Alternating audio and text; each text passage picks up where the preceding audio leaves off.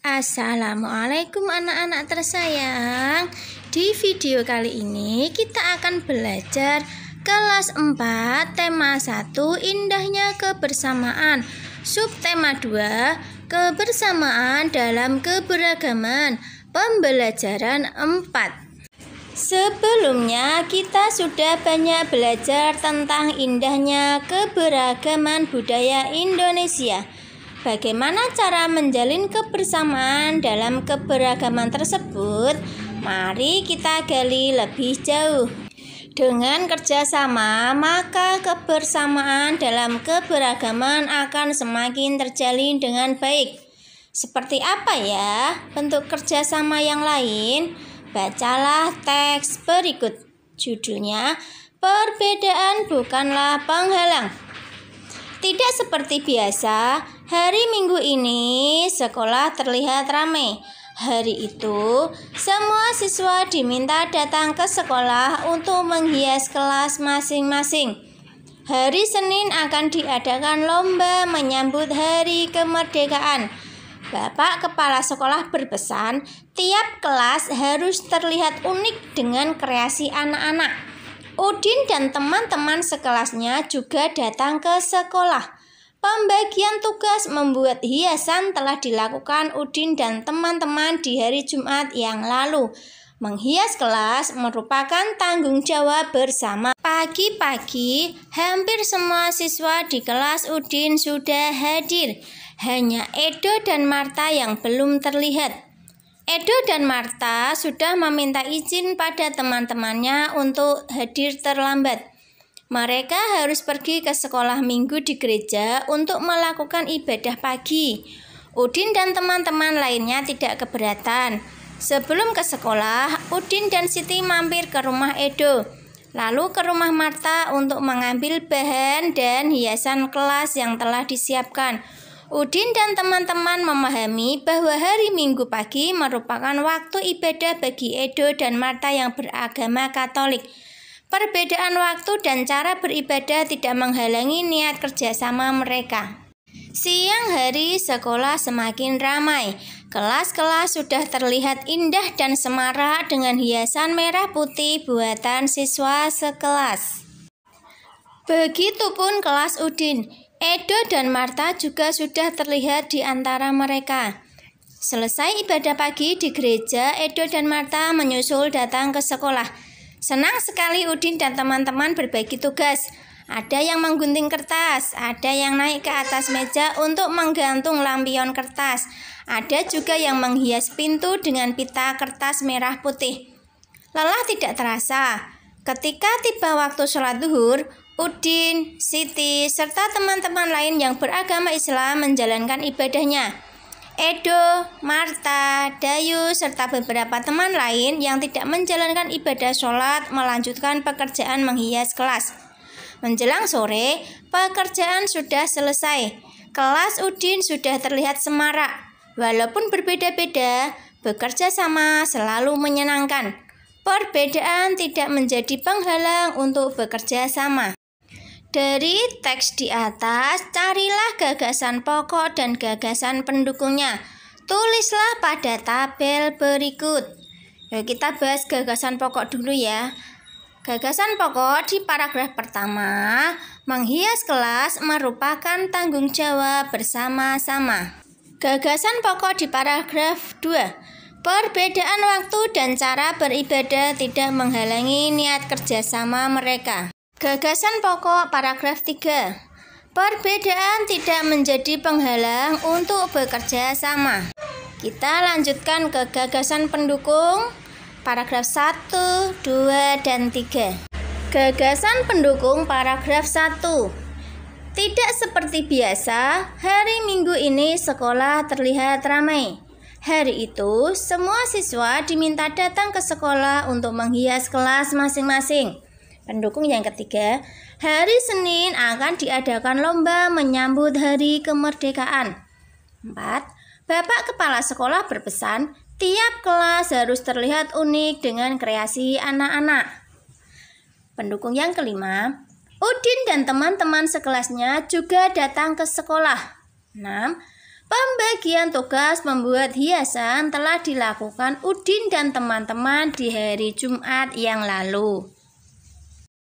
Gagasan pendukung paragraf 2 ada 7 kalimat. 1. Pagi-pagi hampir semua siswa di kelas Udin sudah hadir. 2. Hanya Edo dan Marta yang belum terlihat. 3. Edo dan Marta sudah meminta izin pada teman-temannya untuk hadir terlambat. 4. Mereka harus pergi ke sekolah minggu di gereja untuk melakukan ibadah pagi. 5. Udin dan teman-teman lainnya tidak keberatan. 6. Sebelum ke sekolah, Udin dan Siti mampir ke rumah Edo, lalu ke rumah Marta untuk mengambil bahan dan hiasan kelas yang telah disiapkan. 7. Udin dan teman-teman memahami bahwa hari Minggu pagi merupakan waktu ibadah bagi Edo dan Marta yang beragama Katolik. Gagasan pendukung pada paragraf 3 ada 13 kalimat. Nomor 1. Siang hari sekolah semakin ramai. 2. Kelas-kelas sudah terlihat indah dan semarak dengan hiasan merah putih buatan siswa sekelas. 3. Begitupun kelas Udin. 4. Edo dan Marta juga sudah terlihat di antara mereka. 5. Selesai ibadah pagi di gereja, Edo dan Marta menyusul datang ke sekolah. 6. Senang sekali Udin dan teman-teman berbagi tugas. Nomor 7. Ada yang menggunting kertas, ada yang naik ke atas meja untuk menggantung lampion kertas. Ada juga yang menghias pintu dengan pita kertas merah putih. 8. Lelah tidak terasa. 9. Ketika tiba waktu sholat duhur, Udin, Siti, serta teman-teman lain yang beragama Islam menjalankan ibadahnya. 10. Edo, Marta, Dayu, serta beberapa teman lain yang tidak menjalankan ibadah sholat melanjutkan pekerjaan menghias kelas. 11. Menjelang sore, pekerjaan sudah selesai. 12. Kelas Udin sudah terlihat semarak. 13. Walaupun berbeda-beda, bekerja sama selalu menyenangkan. Masyarakat Indonesia sangat terkenal dengan kebiasaannya bekerja sama. Berikut adalah contoh-contoh kerjasama yang biasa dilakukan dalam masyarakat. Ayo berdiskusi. Duduklah dalam kelompok. Satu kelompok terdiri dari 5 siswa. Carilah informasi tentang salah satu kerjasama di lingkunganmu. Presentasikan hasilnya di depan kelas.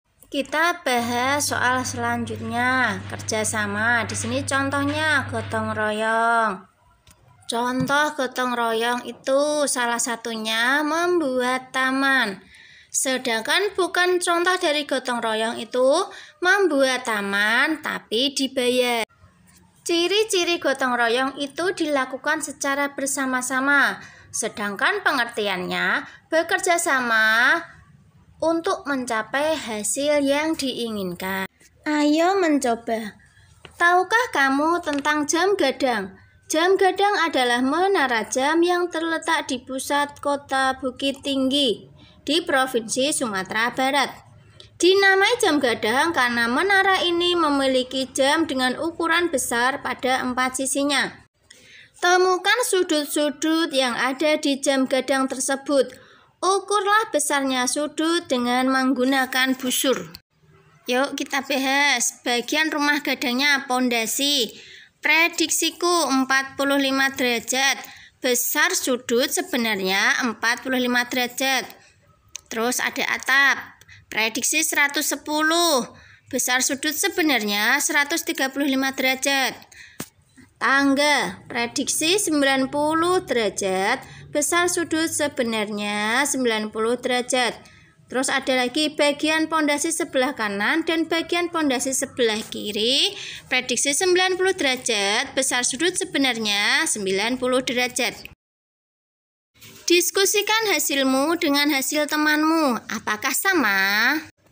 Hitunglah dengan menggunakan busur besar sudut berikut. Bangun ABC. Besar setiap sudut Sudut CAB sama dengan 60 derajat. Sudut ABC sama dengan 60 derajat. Sudut ACB sama dengan 60 derajat. Sedangkan bangun yang kedua, sudut ABC sama dengan 90 derajat. Sudut BCD 135 derajat. Sudut CDE 140 derajat. Sudut DEA dan EAB adalah 90 derajat. Ayo renungkan, nilai-nilai apa yang kamu pelajari hari ini? Kita tadi telah belajar nilai kerjasama dan juga besar sudut. Apakah manfaat kerjasama dalam kehidupan sehari-hari? Manfaatnya dapat membuat pekerjaan yang berat menjadi lebih ringan dan lebih cepat selesai. Kerjasama dengan orang tua. Diskusikan dengan orang tuamu tentang kerjasama di rumahmu. Buatlah rencana supaya kerjasama antar anggota keluarga lebih baik. Sampai ketemu lagi dalam video selanjutnya. Jangan lupa subscribe, like, share, and comment. Bye-bye. Wassalamualaikum.